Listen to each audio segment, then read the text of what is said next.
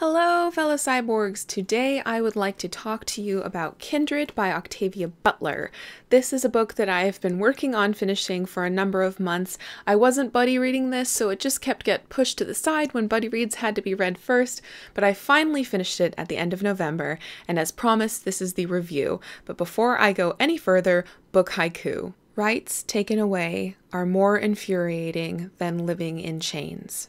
Kindred is a time travel story from a master of science fiction, Octavia Butler. Dana, who is our main character, is pulled back in time to save a distant relative, Rufus, from certain death. This happens without notice again and again, and the twist is that Dana is an African-American woman living in the 1970s, whereas Rufus is a white young boy and turning to a white young man in the antebellum South. His father owns many black slaves, and Dana has to be pulled back into a time where she has no rights as a woman, she has no rights as a black person, and she has to somehow keep saving her white relative with no thanks from anyone while in danger constantly. For you sci-fi buffs, you're already thinking of the paradox of going back in time and interacting with your relatives. What if you kill your great-grandfather? Do you disappear? This paradox is touched on, though of course not answered because we can't answer a paradox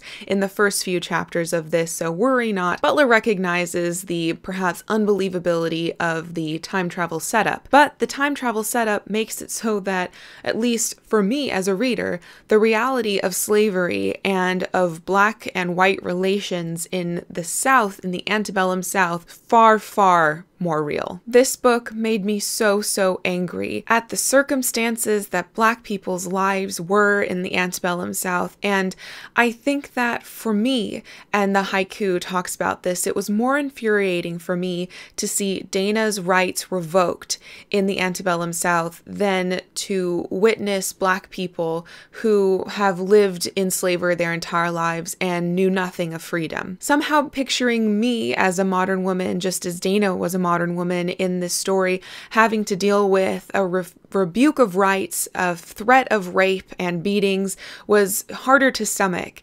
than the people who live with that, and that is their reality.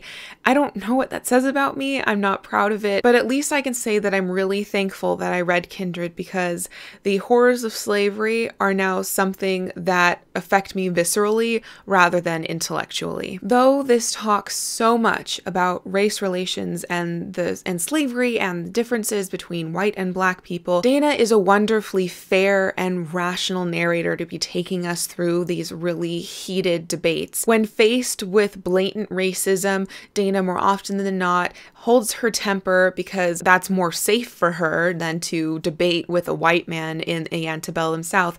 And it also makes that white readers like me, or readers of not black race, aren't demonized as much. Dana remarks a few times in here on her ability to love Rufus, her white ancestor, even though he is as bigoted as his father. In this novel, Dana in 1974 is married to a white man named Kevin, and minor spoiler here, at one point he gets pulled back into the past with her.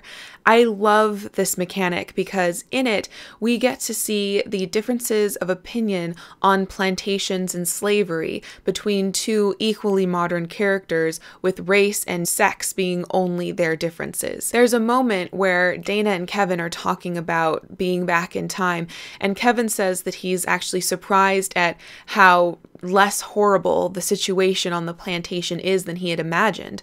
What with there being no cruel slave driver, slaves not dying every single day, what have you.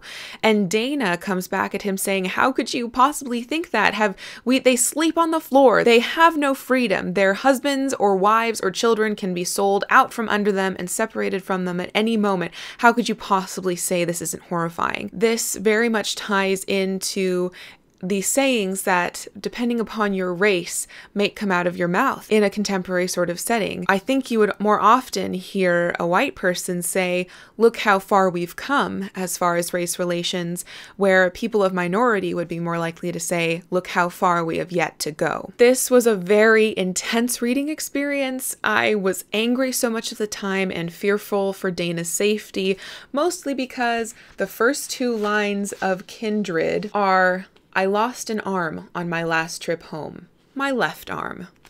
So immediately you know that Dana is not going to be physically all right during this entire story, but it's just a matter of when and how. This was a really intense reading experience, and so far in my journey through Black literature in the hopes of educating myself on race relations in America, this has been the most difficult read for me, which is odd. I wouldn't have expected it, but so far it has.